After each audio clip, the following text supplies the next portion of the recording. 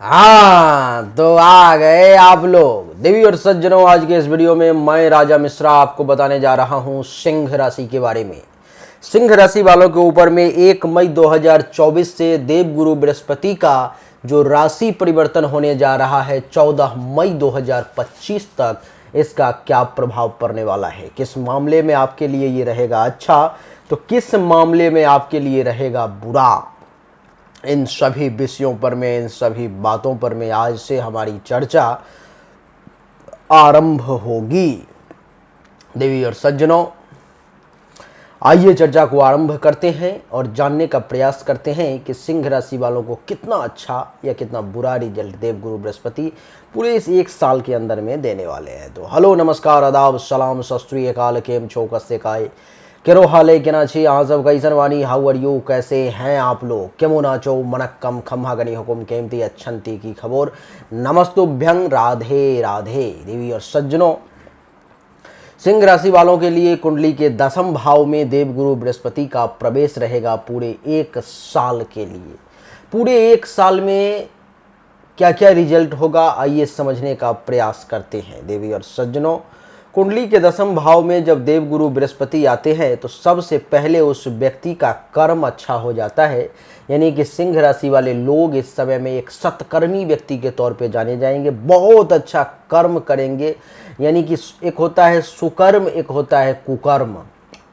सुकर्म यानी कि अच्छा कर्म, जिससे कि हमेशा समाज का, दूसरों का, अपना, सबका भलाई हो, और कुकर्म यानी कि सिर्फ जो है सो दूसरों का नुकसान ही नुकसान हो, समाज में गंदगी फैले, आपका भी नुकसान हो, वो कुकर्म है।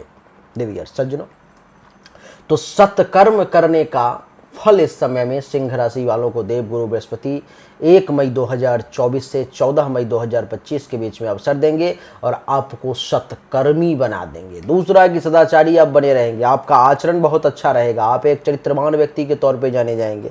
आप आचरणहीन, चरित्रहीन नहीं, आप आचरणवान और चरित्रवान व्यक्ति के तौर पर में आपकी गिनती होगी। आप एक अच्छे व्यक्ति जो समाज के लिए आईना हो, परिवार के लिए कहते हैं ना कि कुल का कलंक ना हो, कुल का दीपक हो, ऐसे व्यक्ति के तौर पर में आपका इस समय में परिचय हो सकता है।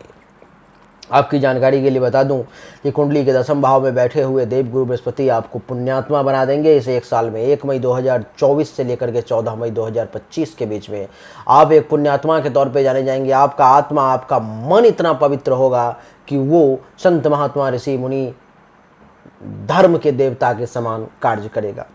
इतना ही नहीं, ऐसा नहीं है कि आप अच्छा अच्छा काम करेंगे और आपके पास में दौलत नहीं आएगा, नहीं, आपको इस समय में देवगुरु बृहस्पति ऐश्वर्यवान बनाने की कोशिश करेंगे।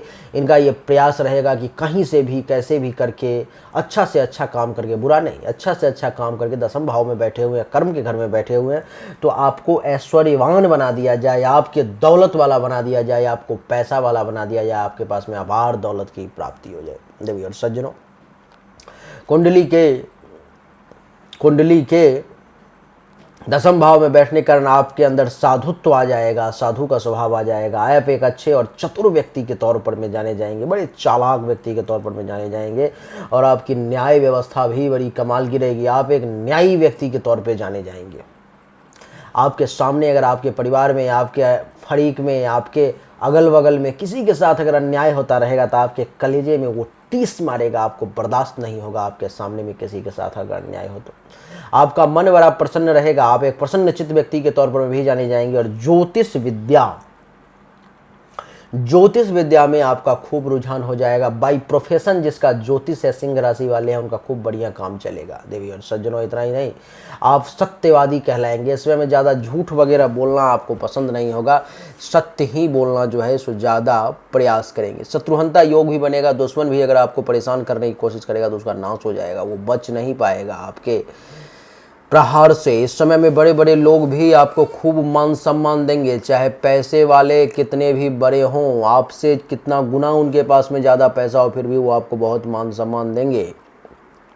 अपने माइंड सेट को, अपने विचार को आप स्वतंत्रता पूर्वक कहीं भी किसी के सामने में रखने में सक्षम होंगे, यानी कि स्वतंत्र विचारक के तौर पर में आप जाने जाएंगे। माता पिता का खूब भक्ति करेंगे, खूब सेवा करेंगे। माता पिता के लिए जो है मन में एक गजब का ललक, एक गजब का सेवा भाव मन में जागृत होगा। इस समय में आपको खूब लाभ भी मिलेगा, धनवान भी बनेंगे और भाग्य का भी अच्छा खासा साथ मिलेगा, यानी कि भाग्यवान भी आप बनेंगे। भगवान बृहस्पति, देवगुरु बृहस्पति इस समय में आपके लिए भाग्य विधाता बनने जा रहे हैं, आपके भाग्य के द्वार को खोलने जा रहे हैं। तो आप क्या इसके लिए तैयार हैं? अगर हैं तो पूरे एनर्जी के साथ तैयार हो जाएं, क्योंकि ये आपको कमाल का रिजल्ट देने वाले हैं देवी और सज्जनों। दसम भाव से जो है सो पंचम दृष्टि पड़ेगी 1 2 3 4 5 दूसरे भाव पर में, और देवी और सज्जनों दूसरे भाव पर में पंचम दृष्टि पड़ने के कारण वो भी पूर्ण दृष्टि है, जिसके कारण से आप माता पिता की सेवा तो करेंगे, लेकिन पिता के धन का कुछ नुकसान भी आपके हाथ से हो जाएगा, यानी कि पितृधननाशक योग भी बन रहा है आपके लिए। आपको मैं बता दूं कि धनार्जन भी खूब करेंगे आप, अपने परिवार के लोगों के लिए कुछ भी करने को तैयार रहेंगे। मित्र वर्ग में भी श्रेष्ठ व्यक्ति के तौर पर में आपको माना जाएगा और सब लोग आपको सम्मानित दृष्टि से देखेंगे। चौथे भाव पर में सप्तम दृष्टि है, जिसके कारण से आप विद्या प्राप्ति के तरफ जो है जो खूब ललक रखेंगे। ज्ञान कहते हैं कि जिसके पास में ज्ञान होता है अथवा जिसको ज्ञान प्राप्ति का ललक होता है, वो जब ज्ञान प्राप्त करता है तो ज्ञान ही एक ऐसा चीज़ है दुनिया में आपसे कोई बांट नहीं सकता, कोई छीन नहीं सकता, कोई चुरा नहीं सकता। वो आप जितना दान करो आपको बढ़ेगा ही। तो इस समय में विद्या व्यसनी बन जाएंगे आप, यानी कि विद्या की प्राप्ति के लिए कहते हैं ना पागल हो जाने वाली बात। खूब अध्ययन करेंगे, खूब पढ़ेंगे, खूब ध्यान देंगे आप इस पर में। देवी और सज्जनों इस समय भूमिपति बनने का योग है। आप जो है सो जमीन वगैरह कुछ खरीद सकते हैं, ऐसा भी योग बन रहा है। वाहन का भी सुख निश्चित तौर पे मिलेगा और माता पिता के भी आपको पूर्ण सुख प्राप्ति का योग बन रहा है। बड़ा अच्छा और सुखद समय आपके लिए है। नवम दृष्टि जो है सो छठे भाव पर में पड़ेगी देवी और सज्जनों, जिसके कारण से कुछ हेल्थ वाइज इशू का भी सामना करना पड़ सकता है, कुछ पैसे का नुकसान भी हो सकता है। गुस्सा ज़्यादा करेंगे और कुछ चालाकी से काम करेंगे, जिसके कारण से दूसरों को कुछ नुकसान भी हो सकता है।